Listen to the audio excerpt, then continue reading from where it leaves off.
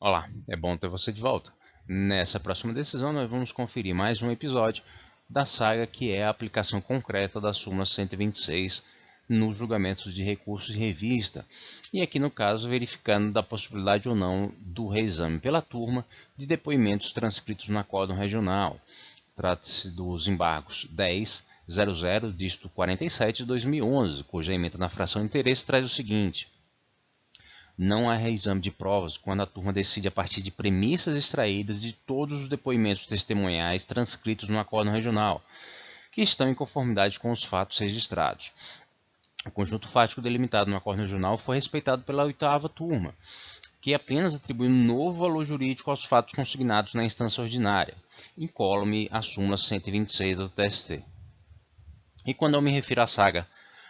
da aplicação da súmula 126 é porque, apesar de que essa súmula tenha um texto bastante simples, a sua interpretação demanda provoca certa complexidade, porque se pode ver exemplos de alguma sorte bastante variados, ou seja, tanto aqueles que se limitam muito estritamente àquela que seja a conclusão do Tribunal Regional acerca dos elementos fáticos que contornam a demanda, até uma decisão como essa que admite que, desde que as premissas estejam constantes, transcritas especificamente no acórdão regional, não haveria contrariedade à súmula 126, cujo texto impede o reexame de fatos e provas no âmbito do julgamento do recurso de revista. No caso particular, como eu disse, há certa linha de entendimento que entende que o que é passível de conhecimento no julgamento de recurso de revista é aquilo que compõe a conclusão fática constante do acórdão regional, ou seja, o que da leitura dos depoimentos transcritos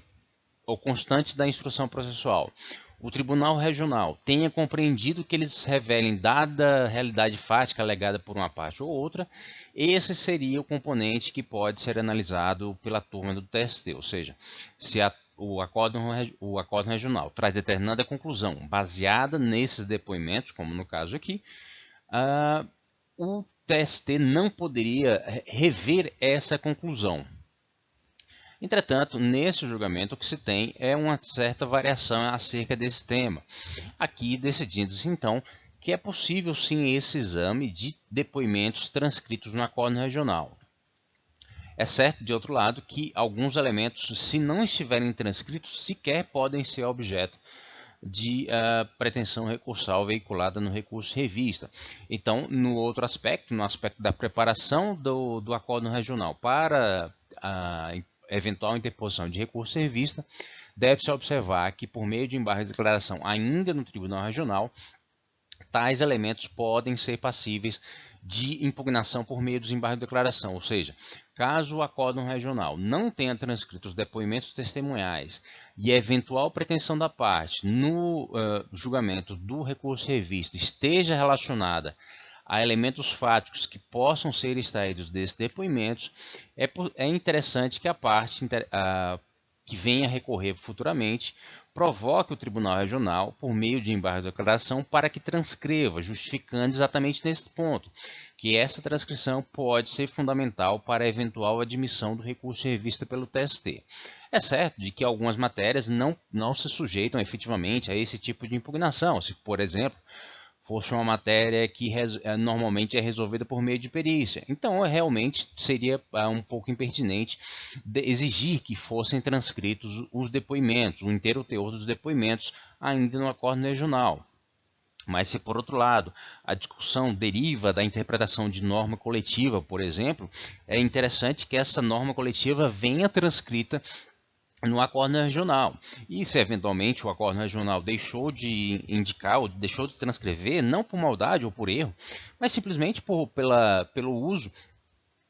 ou pela notoriedade de determinada cláusula normativa no âmbito daquele regional, deve ser observado que normalmente o TST não vai conhecer de recursos acerca, por exemplo, de normas coletivas, em que essa norma coletiva especificamente não esteja transcrita no acórdão regional. Então, esse, apesar de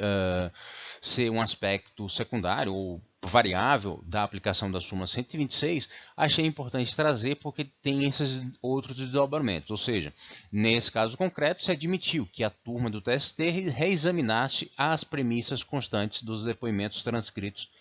no acórdão regional e de forma regressa, caso a parte tenha interesse em interpor recurso em revista que eventualmente tenha que remeter a premissas decorrentes de depoimentos, é interessante que ela promova essa transcrição no acórdão regional por meio de embargo de declaração, bem assim como outros elementos fáticos que não possam ser revisados imediatamente pelo TST, senão quando transcritos no acórdão regional e, como demos o exemplo, trecho específico de norma coletiva. Então, mais uma vez, a súmula 126 tem um texto simples, mas a sua aplicação é um tanto complexa. O importante, então, nesse caso, como não se tem critérios absolutamente estritos para a sua aplicação,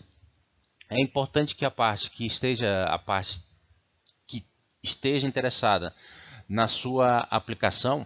seja no âmbito da advocacia, seja no âmbito do serviço público, da minutagem de decisões, observe muito claramente os precedentes, os julgamentos que já ocorreram acerca dessa matéria. E por isso eu achei também importante que trouxesse esse. Ou seja,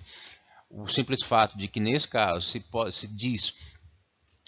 e uma observação, essa decisão não foi unânime, foi bastante controvertida. E ainda que nesse julgamento específico se tenha dito que é possível esse reexame de depoimentos transcritos, não se pode tomar como sendo uma decisão definitiva, ou seja, deve-se ter conhecimento desse tipo de decisão, deve-se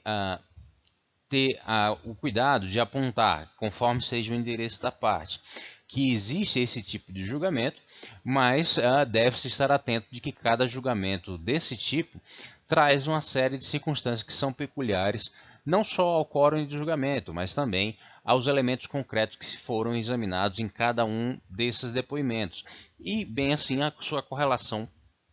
com a pretensão recursal. Caso essa matéria seja relativamente nova para você, eu recomendo que você busque os vídeos que já publicamos nesse canal acerca exatamente na súmula 126, particularmente quanto à admissibilidade do recurso em revista. Mas se surgir alguma dúvida com relação a isso, deixe de indicado nos comentários, eu posso preparar um vídeo específico para isso ou responder diretamente lá nos comentários. E mais uma vez eu agradeço pela oportunidade de ajudar você a entender melhor o direito do trabalho e o processo do trabalho. A ementa completa desse julgado será logo abaixo na descrição do vídeo. Eu peço que você deixe seu like, assine o canal e divulgue esse material com outras pessoas que possam ter nele interesse. Mais uma vez agradeço e nos vemos no próximo vídeo. Até mais!